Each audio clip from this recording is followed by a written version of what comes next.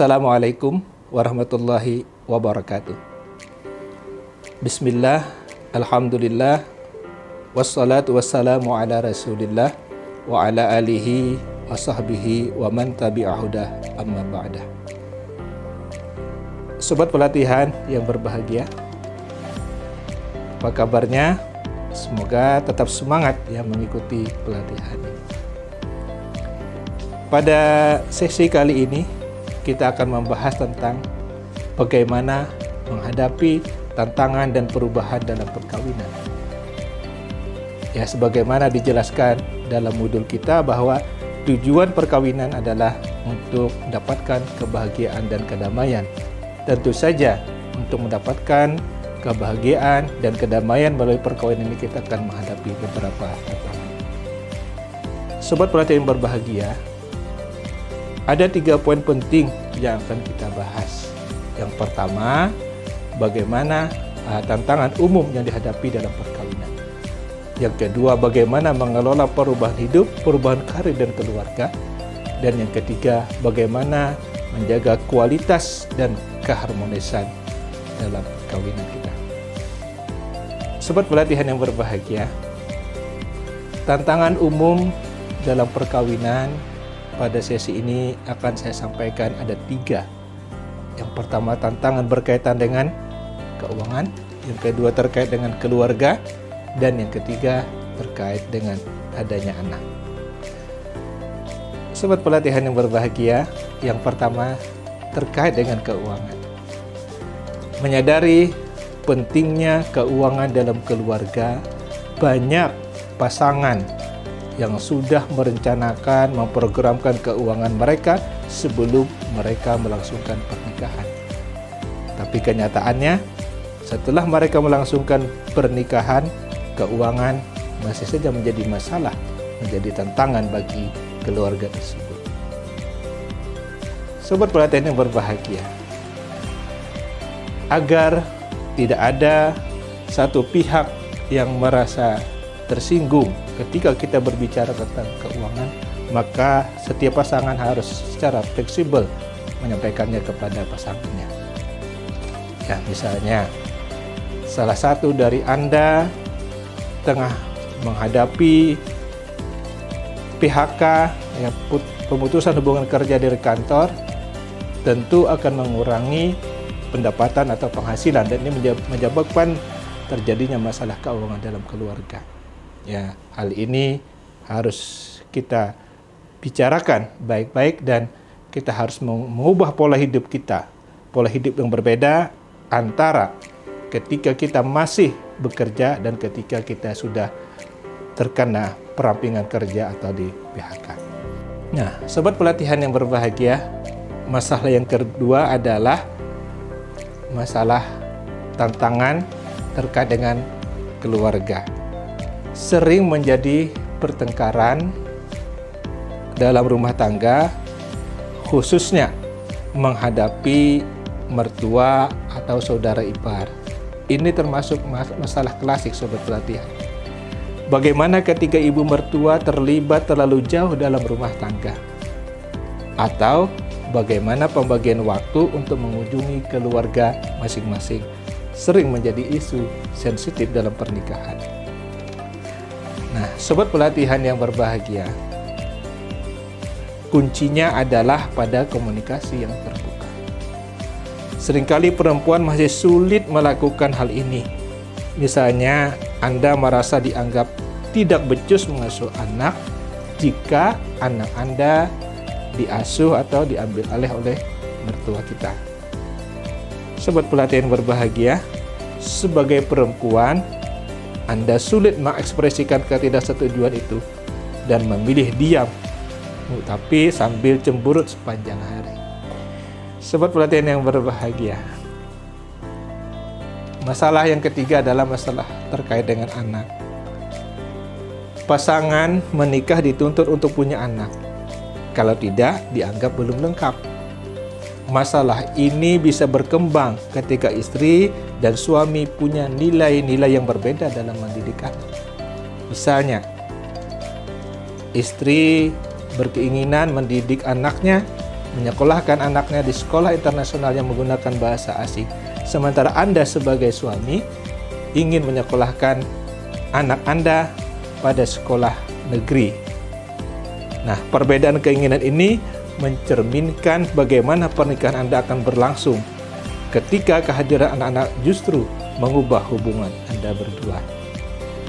Sobat pelatihan yang berbahagia, untuk menghindari perdebatan ini, Anda harus saling menyesuaikan diri dengan pandangan Anda masing-masing. Sobat pelatihan yang berbahagia, kita masuk ke poin yang kedua pada materi ini, itu bagaimana mengelola perubahan hidup dalam keluarga. Pada kesempatan ini ada 3 poin yang akan saya sampaikan. Yaitu yang pertama, kita harus menentukan prioritas, yang kedua memilih manajemen waktu yang tepat, dan yang ketiga menerapkan prinsip musyawarah. Sobat pelatihan yang berbahagia, yang pertama, tentukan prioritas. Misalnya, Anda seorang wanita karir yang baru memiliki anak dan ingin menyusui anak secara eksklusif. Namun pada saat yang sama, Anda juga ingin mendapatkan promosi dalam karir Anda dan mengharuskan Anda untuk mengikuti diklat atau pelatihan di luar kota. Sebagai ibu, ia ingin ada untuk anaknya. Namun sebagai wanita karir, Anda ingin mencapai posisi yang tinggi. Untuk itu, pasangan perlu menentukan prioritas. Sobat pelatihan yang berbahagia, poin berikutnya yang kedua adalah manajemen waktu yang tepat. Ya, sedapat mungkin kita mengurangi kegiatan yang dapat menyedot waktu istirahat kita, berlama-lama berkutat di internet atau di handphone. Sebagai gantinya, gunakan waktu tersebut untuk melakukan kegiatan bersama anggota keluarga. Misalnya membantu orang tua menyiapkan makan malam, menemani anak untuk cerita malam dan tidur, atau sekedar ngobrol santai dengan pasangan. Sobat pelatihan yang berbahagia, poin yang ketiga adalah kita harus menerapkan prinsip musyawarah.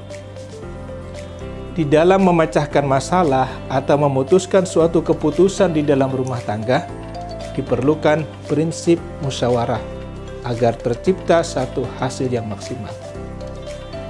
Sebab prinsip musyawarah menghasilkan keputusan yang tidak sepihak karena dipertimbangkan dan disetujui oleh kedua belah pihak. Sobat pelatihan yang berbahagia yang saya hormati, kita sampai kepada poin yang terakhir pada sesi ini, yaitu bagaimana menjaga kualitas dan keharmonisan rumah tangga. Ada 4 poin yang akan kita bahas pada kesempatan ini terkait dengan bagaimana menjaga kualitas dan keharmonisan rumah tangga. Yang pertama, menjalin komunikasi yang baik. Yang kedua, saling terbuka dan bersikap jujur. Yang ketiga, saling bertukar cerita. Dan yang keempat, hindari sikap egois dan emosional. Sobat pelatihan yang berbahagia, yang pertama adalah komunikasi yang baik. Dalam sebuah keluarga, komunikasi yang baik sangat penting untuk menciptakan keharmonisan. Mulai dari komunikasi suami istri, komunikasi antara ayah dengan anak, komunikasi ibu dengan anak, hingga komunikasi antara adik dan kakak. Sobat pelatihan yang berbahagia, komunikasi menjadi cara terbaik untuk menyampaikan perasaan dan mengekspresikan apa yang kita rasakan. Sobat pelatihan yang berbahagia, poin yang kedua adalah saling terbuka dan jujur. Kebohongan sering menjadi alasan sebuah hubungan bermasalah. Begitupun dalam berkeluarga. Kebohongan bisa menjadi alasan pertengkaran terjadi baik antara suami, istri, atau orang tua dan anak. Apalagi kebohongan yang terus-menerus akan menimbulkan ketidakpercayaan yang berlanjut yang bisa berdampak tidak baik pada banyak hal. Nah, sobat pelatihan yang berbahagia yang saya hormati, poin yang ketiga adalah sering bertukar cerita.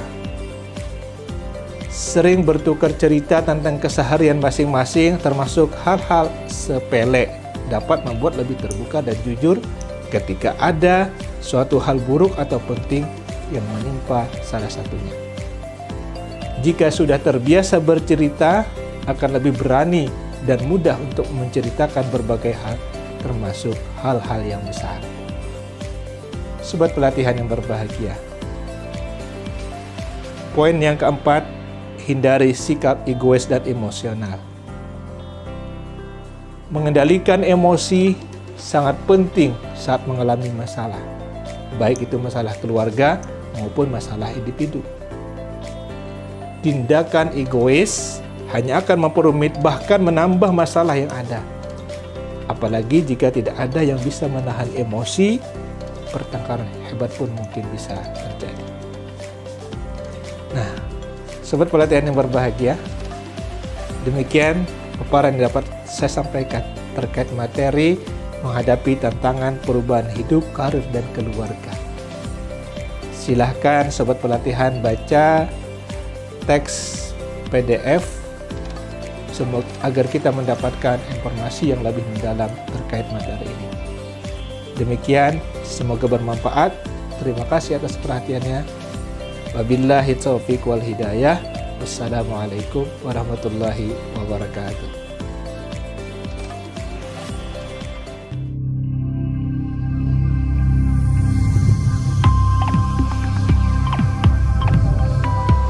Belajar mandiri, pintar bersama.